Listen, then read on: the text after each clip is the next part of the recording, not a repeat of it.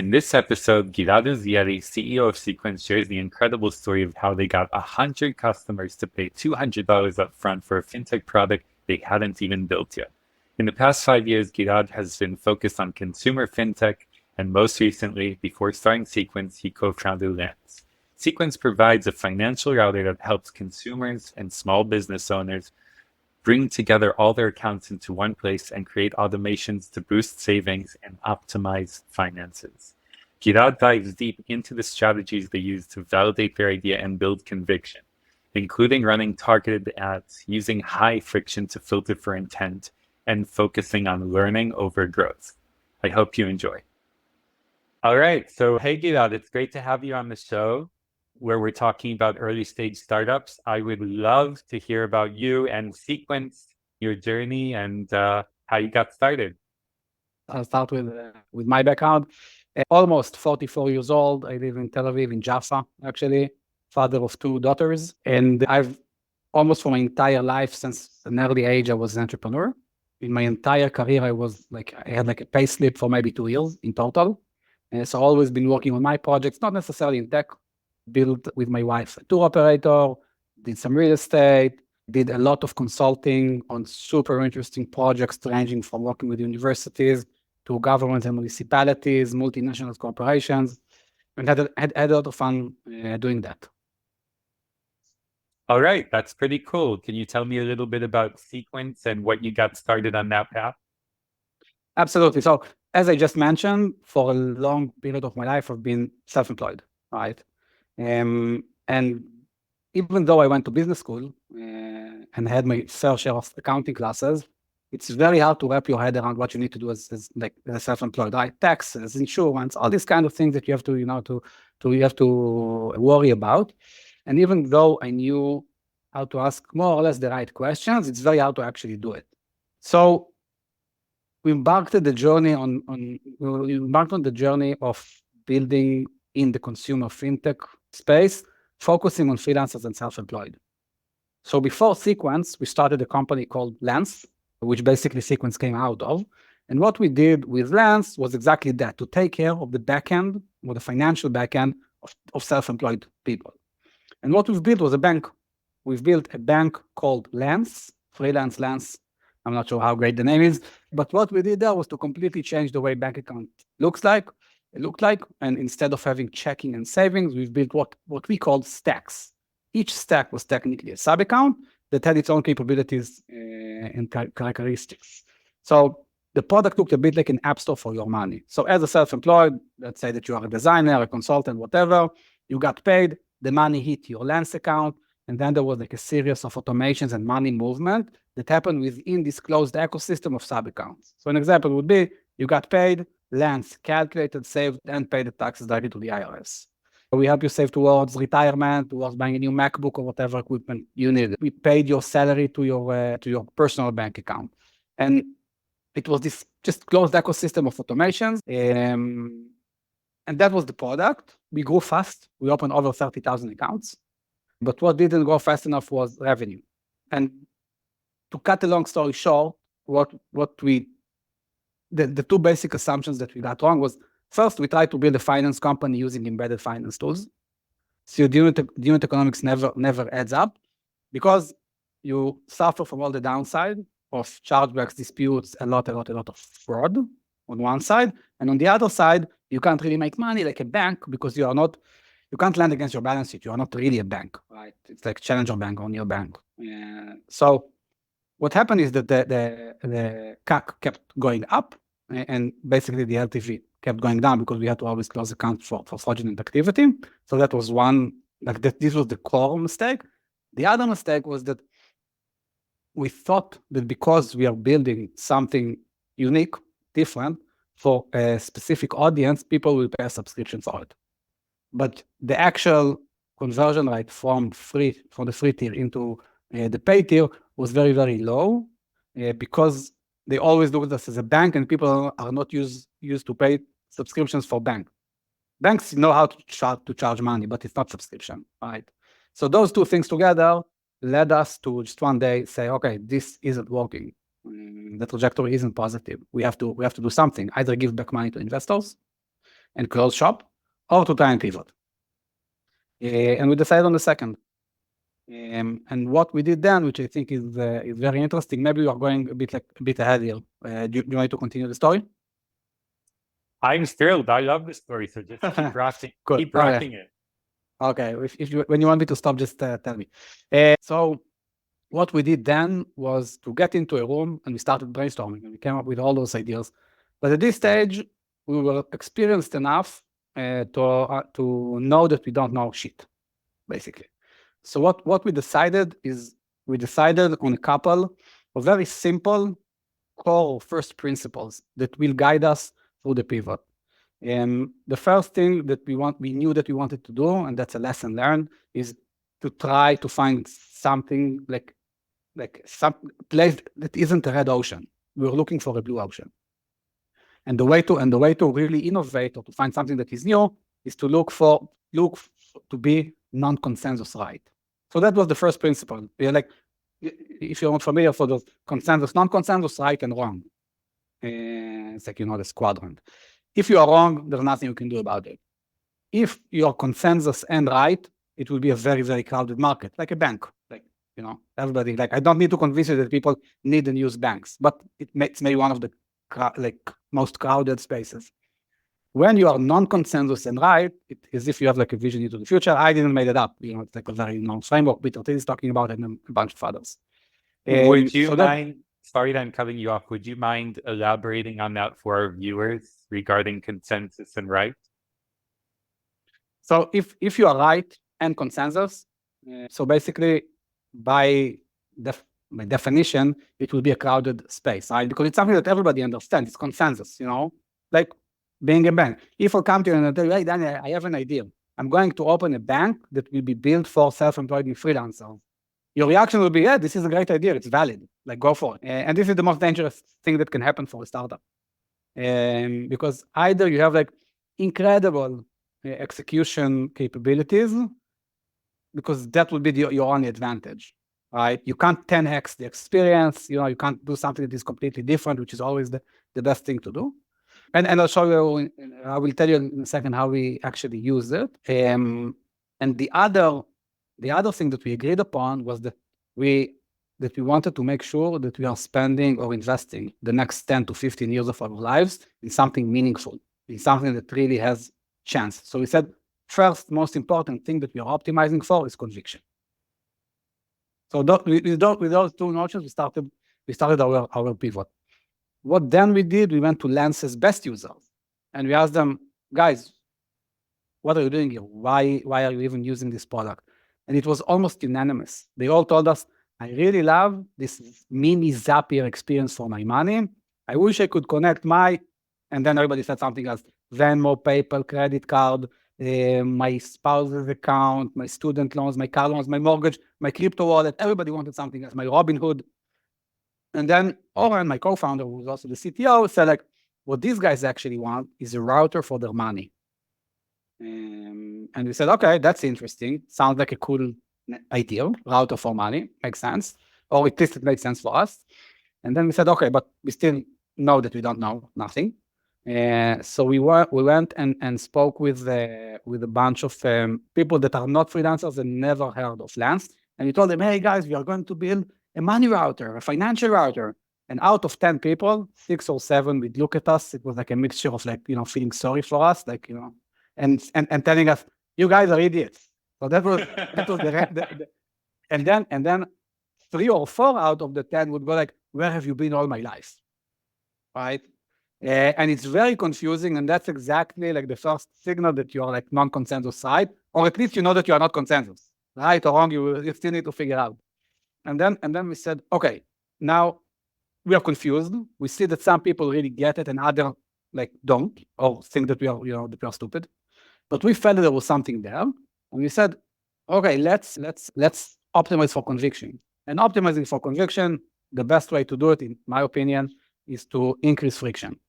So what we did, we just one day we quickly built a bunch of landing pages, and we told people. We gave it I think it was Money Route or a stupid name, and we just created a Facebook campaign with a few $1,000s, and we told people, this is a money router. We are thinking of building it.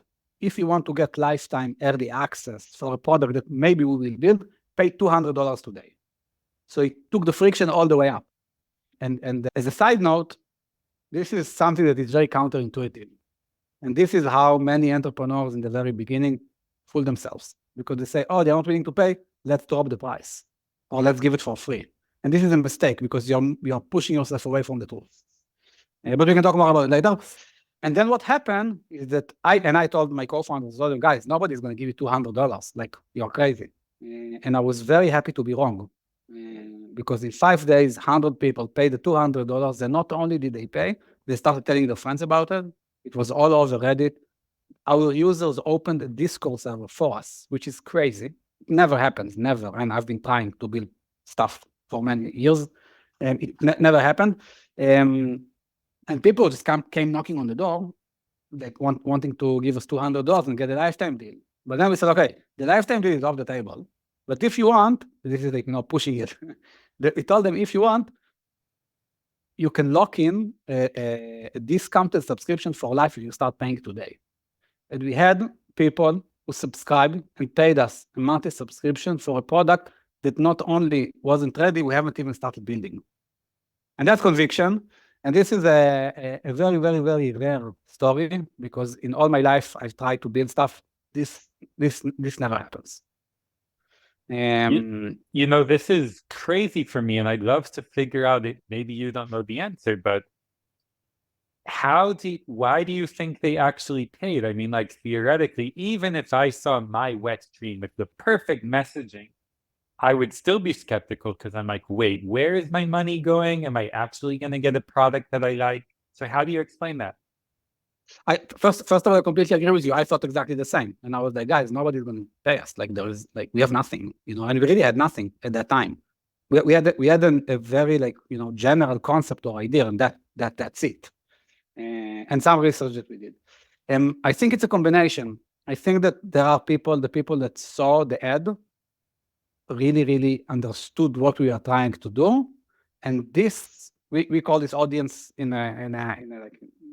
fondly, we call them FinGeeks. And by definition, those FinGeeks, they really love the product, and they are also like the innovators and the early adopters of the world. So these two things together made them pay. And I think that many of them, and when we get into sequence, you understand why, are optimizers. So they're always looking for deals. They say, okay, I'm giving $200 today, and I might be able to use it for life. It will cost $30 a month in a year, so they are doing all those calculations too. So they love deals, they are early adopters, and they found a product that they really want. It's a guess, right? I don't know. So that sounds really cool. I'm wondering if we can create a playbook out of this for other founders, right? So they want to validate an idea. You ran the ads, you had landing pages. How do you hand over this playbook to another founder? I think that more important than the playbook is out there, like 0 to 1, the book, the Lean Startup. Everybody says it, right? The problem is not to say, the problem is to do it and to commit to it. Because you say, let's not do 200, let's not do $200, let's do $5, right? And then you'll start lowering the friction, because we came up with an idea. We really love the idea. It's like your baby, right? And nobody wants to admit that his baby is ugly, but there are ugly babies in the world, So the key here is not how you do it. I think it's more committing and understanding that friction is your friend, because you want to get to the truth. We wanted to make sure that we are investing our time in something that is meaningful, something that has a real chance of being successful. And you need to, you need to work against your instinct here. So the playbook is I can write down in a paragraph, but it's not there. It's working on yourself. And again, I don't think that it will work for any kind of product or any kind of audience. It's more about the audience than the product. I see. That makes sense. If I were to still dive into the playbook, I think one of the challenges that at least I encounter is, how do you know when it's working and when it's not working, right? So theoretically, I could start my own landing page tomorrow for $200. Same thing as you did. But I'll wait a week, I'll wait a month, I'll say, no, you know what? I just need to make the buttons a little bit more beautiful, or I'll change the messaging a little bit more. How do you figure out what that experiment is and what you want to see? What you want to see? What's the success criteria? What's the failure criteria? So we said we're going to invest X amount of dollars and we want to get Y amount of people converting. And it was like, and it immediately we saw it was a success because we knocked it out of the park. We did like 10 times better than what we defined as successful. And in the end of the day, people paid $200 and we had positive ROAS. Like I think, I don't remember the exact numbers, but it was like, and don't like, I'm not sure about the exact numbers, but it cost us $100 to bring somebody who paid 200 for a SaaS kind of concept, So it's a very good sign. All right, that's awesome. So maybe just to answer your question, when you go into something that without understanding what success looks like, then you start saying, oh, if I only add that, if the button was pink and if the URL was different, so you start, going into places that are not helping you find the truth. Got it. So let's move on to the next milestone. The POC or the validation blew up, amazing, right? But I'm guessing it's not all pink. What next? What were your next biggest challenges for acquiring customers, growing?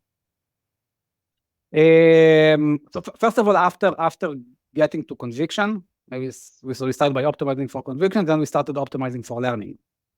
Because we had this concept, but that was it.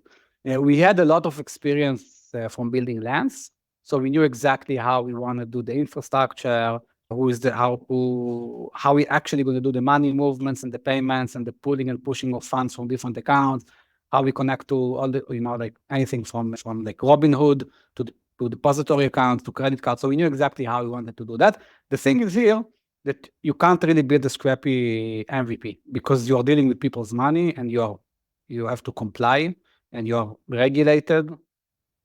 So you need to build something that that can cross like the FDIC banking regulations, right? So we had a lot of experience there. We built it fairly quickly, and then what we did was again, and then we started optimizing for learning. Optimizing for learning is much like optimizing for conviction. You need to increase friction. You need to be very patient towards growth. You need to completely don't care about growth, and really optimizing for learning means what we did was from the very beginning the product was closed. You had to sign up to a waiting list. From the waiting list, if you wanted to you had to pay. So there was no free tier, no free trial, no free nothing. And the reason for that was that we wanted people who really want it so bad that they are willing to pay for it. That's the feedback that I care about as a founder. I think that what worked extremely well for us, and it's by far our biggest asset and the thing that gets me most excited, is the community. And so if you remember, I told you before that our users started a Discord server for us. And we have a super engaged, growing community, almost 1,000 people now without any marketing on Discord they are just awesome. They are very smart. They teach us every day new things. They push us to do a better job. They help each other. We have a money map spotlight event where users present their money setup and how they route money and move money around, which is just incredible. And community product fit is something that is much more rare than product market fit. And this is a huge advantage and something that can really become a moat around your business. So those are the things that went well. The thing that I think that is just amazing. I can tell you as a marketer, the amount of dead Discords, the amount of dead Slacks, trying to start a community around your company. It's ghostland. It is so hard. And just, putting in that artificial thing, hey guys, tell us this week about how X helped you. So just getting that in a natural way, and you do hear these stories from Twitter about founders saying, oh, my graphs blew up. And you're like, you know what? I think there's some bullshit there. It can't be. But now when I'm listening to you, it's like it does exist. And it's crazy when it happens by itself. Exactly. It's crazy. And what we like, and go like, ghosted or graveyards of communities, I created a bunch. I created a bunch. And when we started thinking about sequence, we said, let's not try community because it takes time, it's very hard, and it almost never works. It's just like so hard.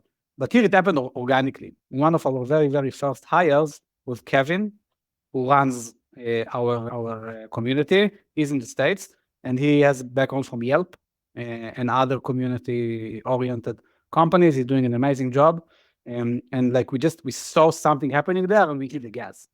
And it's like it immediately started paying off dividends because those people they know personal finance way better than me. They know what they want. They know what's missing. They understand everything. It's a pleasure to build with them because, as I said before, they are film geeks. So most of them understand tech. Many of them are like developers, and they are like, they give you like they know how to articulate feedback. So it's amazing to build for them and with them. That is just truly amazing. I can And I show you. want, I can show you the Discord if you want. I can share the screen. yeah, sure, go ahead. Let's see what's going on here. Something that's coming to my mind is I'm wondering if you built a community by accident. And I'm wondering if some of these people were willing to pay for your product because you interviewed them from your previous product, so you already had a name for yourself. Or was it purely the people that came in from ads? Can you repeat the question? Well, you're saying that before you pivoted, you had a different product. So you already had a name for yourselves. And then you started interviewing people in your community, right? So I'm wondering if part of this was like you already had some form of established brand, or was it starting from scratch with these ads? Scratch, 100% scratch.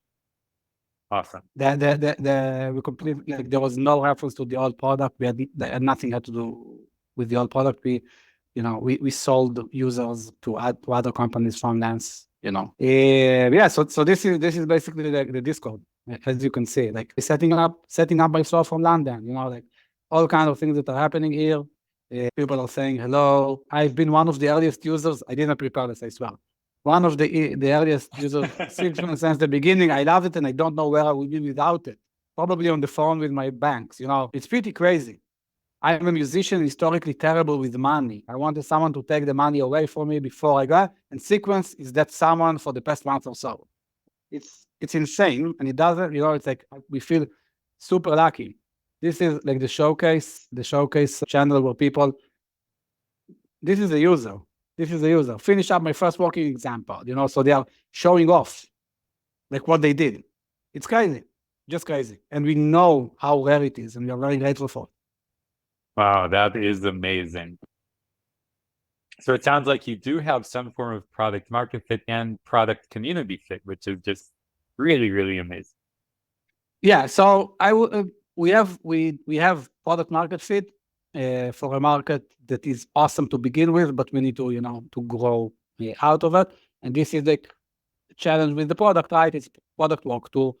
Now the people that like they like, as I said, the FinGeeks, they get it immediately. They know exactly what they want to do. They see the product and they just understand exactly. And I can also show you the product in a bit. I'm sure that you understand it too. But what we need to do now is to widen the circles and bring people who have intent and want, and they have some level of financial education and really understand that automations can improve their lives, but they are not like developers that work for Microsoft. Got it. So if we focus on the new challenges that you have now for growth, and we look at the marketing side of things, what would you say are your main challenges for either bringing on new users or retention or whatnot? So our retention is when somebody moves money, retention is extremely, extremely, extremely high. The product is very sticky. And like, when the way the Sequence works is that you open a Sequence account, you connect all of the different places in which you have money from, bank, from all the like checking accounts, savings accounts, mortgages, car loans, credit cards, crypto wallets, Robinhood. You connect everything, and then you start creating if this, then that rules for your money. So once you set up a rule and money moved, I think, again, I don't, but we are at around 80% retention in month 10, which is insane. Again, the thing is that we need to make the product a little bit more friendly or easy for people who are less, geeky, basically, or less, I don't want to say less sophisticated, but their day-to-day isn't with if this then that scenarios or rules, right? Like developers. So it's more of a challenge around the product, I would say. Got it. And this probably affects especially the onboarding, right? Like you don't want a situation where you have new users who just are confused and they don't know how to start using the product. Exactly. So that's the challenge that we have now. We have like from our active users, our NPS is through the roof. But we need to get to more of those people. And on the other hand, we need to make sure that it's also suitable for people who are not like that sophisticated or looking for that level of sophistication. It's different jobs to be done, right? Right. And if we talk about top of funnel, do you have any focus there for bringing in new users, or is that not the focus currently? So we are a startup. Growth is always important. We've just raised a healthy seed round, which means that we have the privilege to build a healthy company. And when you always like chase the next financing round, it's very hard for you to concentrate on what's really, really important. And you always try to hack growth and bring people from like do all kind of like tricks and magic. So luckily, I've been there all my life. Now I know how it feels. But luckily, and now we have some runway, and it really allows us to focus on really like giving value, right? And so we are hyper focused on our community. We are creating content, and we are doing a lot of one-on-one sessions and group sessions, helping people, talking to them, making sure that they are that they're off to a good start. And we are now starting to write case studies, and we are starting to write case studies because we have like crazy stories of people who and they tell us like, since started using, I've eliminated $45,000 of high interest debt. I have completely automated my student loan repayment. I have cut down the time of my mortgage by 5 years. All kind of things which just blows your mind. We have people savings for like crazy stuff. And the bottom line is that what Sequence really does, and it's not like many people tell we're going to change the world, we're going to make the world a better place. But what we really do is we improve people's lives through their financial well-being. And when somebody tells you that money can't buy happiness, maybe it's true, but it can pay for many things that make you happy. It can pay for your kids' college. It can pay for decent medical treatment. You can go on vacations, right, with the people that you love. You can buy something to your parents or whatever.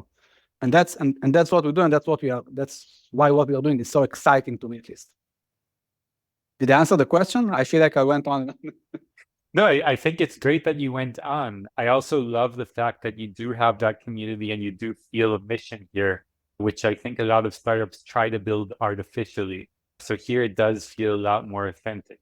I think going back to top of funnel, my question would be, initially in the earlier days, I don't know how long ago that was, you had the ads going for you and you had a good ROAS or ROAS. And my question is, what does the top of funnel still look good? Meaning like they visit the website, there's a good conversion, and users continue to trickle through. We have zero performance marketing budget now, zero. The only thing that we pay for is we're doing just a little bit of influencers, and we are doing retargeting. Right. So if somebody came to our website, we chase them with ads. We have zero money going towards pushing people into the website. And the reason is exactly that we are trying to build a healthy company. And a healthy company means that the churn is very low and the activation is high. For us, activation, like moving money around or transacting, is what is the best leading indicator for retention, right? So we're focusing on that. And once we increase our activation, and we are already seeing like very good signs towards getting there, and we see some kind of a virality or viral effect, right? So every user that you bring in brings another 0.2 or something, or 0.1, whatever. then it will be smart to start pushing traffic through performance marketing. Now it's zero. I see. So you have some form of affiliation program going on? Not yet. It's something that we are working on. Okay, got it. So besides the tweaks on product and in improving the onboarding process, is there anything else that you think are the main points that you'd like to focus on in the next quarter, next year? Yeah, so again, the community is top of mind always. We are now starting to create content on where we think we can be a meaningful voice. And it's like a combination of two things. So personal finance is maybe like we are 20, 30 years late to the game, right? Some of the biggest thought leaders are in the personal finance or just in the finance space. On the other side, you have automations, or you like no code or low code, all these guys that also there we don't have like really, we are also late to the game, but also it's not like our forte. But when you mix the two, so like, automating your finances, this is where we feel we can bring something unique. And again, always in mind the mission to really improve people's lives. And if you have like just a little bit of intent, some guidance or financial education, and automation, it can change the trajectory of your lives. You don't need to be a genius to understand. Everybody knows that, right? And we put these two things together: the personal finance education or guidance and the automation. So a lot of content there. We are building an academy and some partnerships around that. Cool. So if we focus now on what kind of advice you would give to other founders for getting started and acquiring their first customers. I also know that earlier you were talking to me about when to pivot and how difficult it can be. What would you tell them? First of all, if you really don't have to pivot, don't do it. That's the first, because it's hard. And I think that acquiring the very first customers needs to serve a bigger goal, right? Because you're acquiring your first customers not because you want to break even or you want to pay yourself or get a salary or something, that you're trying to validate. And so when you're acquiring the first customer, make sure that you are looking at the bigger picture and the overarching goal, which is to convince yourself and then learn. We've done it very, very well this time. I can't say that everything was planned or programmed, because I'll be telling bullshit. It was a combination of experience and some luck, which is always good. So my real recommendation when acquiring the first customer, especially in B2C, make sure that it helps you learn and it helps you understand and get you more conviction and more buy-in, both for you and for your team. So use this acquisition as a learning exercise, or else it's a waste of time. That's my perspective. So you mentioned looking at the big picture. Does looking at the small picture mean, hey, I collected a bunch of customers now, how do I make some more money? Like, is your caution here basically like, I'll keep steamrolling without getting product market fit? Yeah, 100%. I mean, if you have money and you're going to throw it on Facebook ads, you will grow. But is it healthy growth? Is it something that can become meaningful? Is it the right people that you want? Like, there are just so many questions just looking at acquiring customers. I mean, again, if you have money, you can acquire customers to almost anything. Facebook will get you those customers. You'll run Instagram ads and you'll convert some people. You need to really structure your learning and your experiments, or whatever you want to call it, and getting the first depends what you do, right? But if you're talking consumer, so getting your first 100 or 500 customers, if you haven't learned anything from it, it's not going to really serve you. Not with fundraising, not with the product, and not with your next marketing efforts. It's just going to confuse you more. I think that's my take. Got it. But thanks so much, Gilad, Makes for sense? coming on the show. It makes a lot of sense. I know that I learned a lot just from hearing your story. It was really amazing for me, and I'm sure it's going to help other founders. So So thanks so much for coming on the show. How can people reach you or Sequence? Best way, Sequence is getsequence.io. Check it out, especially if you are in the States, because we work only in the States because of regulations. I'm on LinkedIn. LinkedIn is the best way to find me. Gilad Uzieli. Not many Gilad Uzielis out there, so you'll find me fairly easily.